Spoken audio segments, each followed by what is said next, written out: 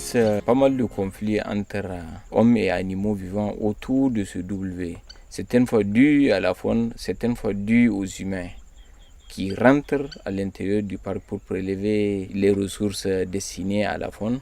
Et des fois, inversement, la faune va de l'autre côté pour prendre les biens appartenant à ces populations riveraines. Ces biens peuvent être du bétail ou bien des cultures. Les conséquences de ces conflits, c'est principalement la perte de la biodiversité. Parce que plus il y a de conflits, plus il y a de représailles des populations riveraines. Et qui en pâtit, généralement, c'est la biodiversité qui en pâtit. Les gens ici, ils ont une culture de laisser le bétail dormir à la belle étoile sans aucune protection, alors qu'ils sont à côté d'une aire protégée. Beaucoup de fois, les populations se sont plaintes d'attaques de fauves sur leurs animaux domestiques. Et un jour, il y a un vieux peul qui m'a fait une anecdote et qui me dit « Si chez toi, tu as des rats qui viennent faire des dégâts, qu'est-ce que tu fais ?» J'ai dit « Ah, ben moi, je mets des pièges. » Il m'a dit « Bon, lui, il n'a plus rien à me dire. » Et il s'est levé, il est parti. Pour lutter contre ces attaques, en fait, les gens posent des pièges et ils font des empoisonnements. Donc, pour ne pas arriver à cela, nous avons préféré aller vers une prévention. Donc, amener les gens à protéger leurs biens. Donc, c'est un enclos pour mettre le bétail domestique et le protéger contre les fauves.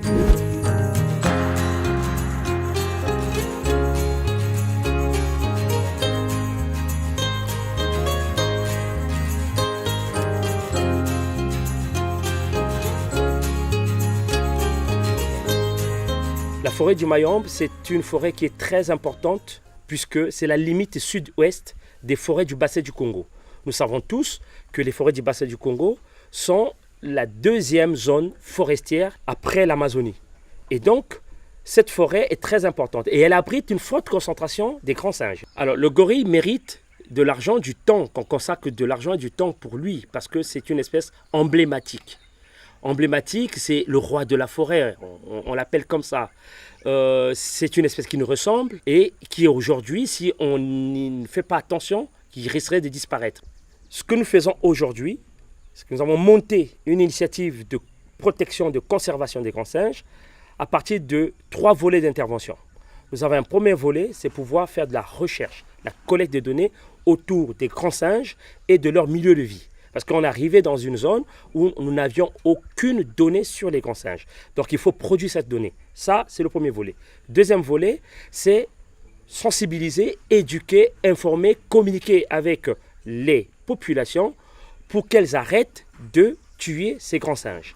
Et enfin, le troisième volet, c'est de pouvoir appuyer les populations dans le développement communautaire et local parce que l'une des causes qui emmène au braconnage des grands singes, c'est des causes liées à la pauvreté économique et sociale des populations. Nous sommes en train de les appuyer sur une filière de production de banane plantain parce que nous sommes dans une zone où historiquement la banane plantain est une culture importante à la fois commerciale et d'un point de vue de la subsistance. Donc on est en train de structurer cette filière en termes de renforcement des capacités des acteurs, on est en train de les professionnaliser. Nous sommes en train de les aider à pouvoir commercialiser sur les marchés de Pointe-Noire en le mettant en contact avec les commerçants de Pointe-Noire.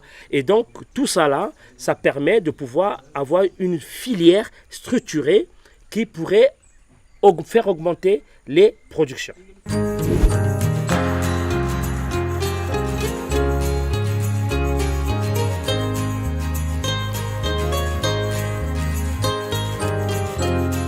D'abord, il y a le conflit homme-girafe qui est là. Parce que le nombre de girafes s'agrandit, la population aussi de l'autre côté. On se marie, on donne des enfants, la famille s'agrandit. Donc ça a poussé la population à faire des coupes du bois pour survenir à certains besoins. Et maintenant, la girafe s'est trouvée en face d'une rareté alimentaire. Elle a changé de comportement. Elle a commencé à s'attaquer aux cultures. Nous sommes sur un habitat de brousse tigrée dégradée précisément, et où vous avez des touffes donc, de végétation parsemées d'espaces vides, complètement vides, donc avec des terres très endurées. et où il n'y a aucune possibilité d'infiltration. Donc quand il pleut, l'eau coule pour aller ailleurs. Et l'objectif des ouvrages consiste justement à faire en sorte qu'il y ait mieux d'infiltration et pour que les ouvrages retiennent l'eau et que les semences forestières ou herbacées que le vent amène puissent s'installer. Une fois que ça s'installe donc définitivement, donc le sol retrouve donc ses fonctionnalités, donc avec une couverture végétale vraiment acceptable. En 1996, on avait 51 girafes et aujourd'hui, on est arrivé à un nombre de 728 girafes.